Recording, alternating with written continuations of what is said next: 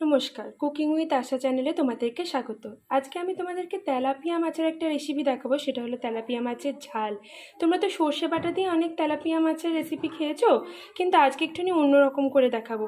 তার জন্য দেখো, তেলাপিয়া মাছটাকে বাজার থেকে কেটেই এনেছিল, সেটাকে ধুয়ে নুন হলুদ মাখিয়ে নিয়েছি। এখানে পেঁয়াজ কুচিয়ে নিয়েছি, রসুন কুচিয়ে নিয়েছি, টমেটো কুচিয়ে নিয়েছি আর কাঁচা লঙ্কা চিড়ে নিয়েছি। এখন আমি গ্যাসে কড়াইটা বসাবো।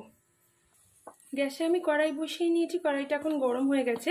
এখন আমি এতে সর্ষের তেল দিয়ে দেবো মাছ ভাজার জন্য। সর্ষের তেলটা এখন গরম হবে। তেলটা এখন খুব ভালো করে গরম হয়ে গেছে। এখন আমি এতে মাছগুলো ভেজে নেব।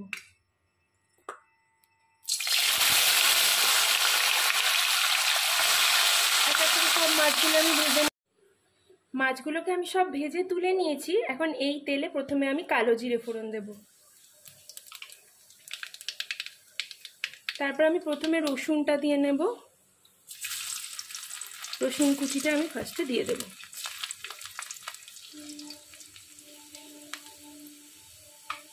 এবার আমি কাঁচা লঙ্কা চেরাগুলো এতে দিয়ে দেব।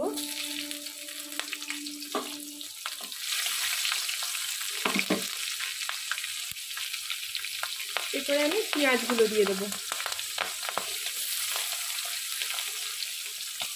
পেঁয়াজগুলো যতক্ষণে সোনালি রঙের হচ্ছে ততক্ষণে আমি একটু নাড়াচাড়া করব। পেঁয়াজগুলো এখন সোনালি কালারের হয়ে গেছে, তো এখন আমি টমেটোগুলো দিয়ে দেবো এতে।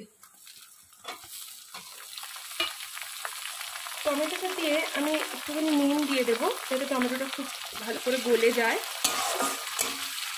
আর এবার আমি একটুখানি ঢাকা দিয়ে দেবো।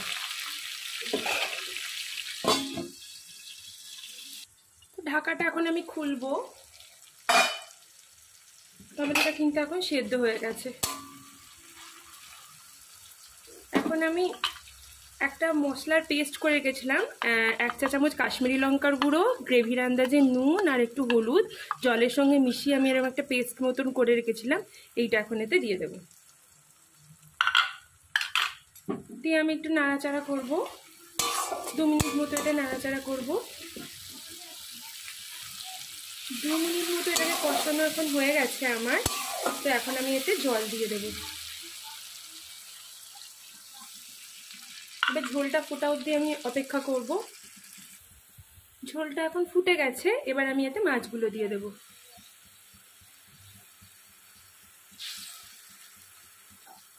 মাছগুলো দিয়ে আমি 5 মিনিট মতো ফুটিয়ে নেব। ঝোলটা এখন 5 মিনিট হলো ফুটে গেছে। এখন আমি এতে ধনেপাতা ছড়িয়ে দিয়ে গ্যাসের ফ্লেমটা অফ করে দেব। মাছটা আমি ঢেলে নিয়েছি। এই মাছটা কিন্তু একবার করার জন্য কিন্তু অনুরোধ রইল, অবশ্যই কিন্তু এই মাছটা একবার অন্তত করো। সবাই কিন্তু খুব ভালো করে খাবে। আর যারা তেলাপিয়া মাছ খুব ভালোবাসে খেতে, তাদের কাছে তো অমৃত মনে হবে, এতটাই দারুণ হয় এটা খেতে। অবশ্যই কিন্তু এই রেসিপিটা ট্রাই করো, আর কেমন হয় আমাকে জানিও। আমার চ্যানেলটাকে সাবস্ক্রাইব করো, লাইক কমেন্ট শেয়ার করো, আর বেল আইকনটাও কিন্তু প্রেস করতে ভুলো না আমার নিত্য নতুন রেসিপির আপডেট পাওয়ার জন্য। ধন্যবাদ।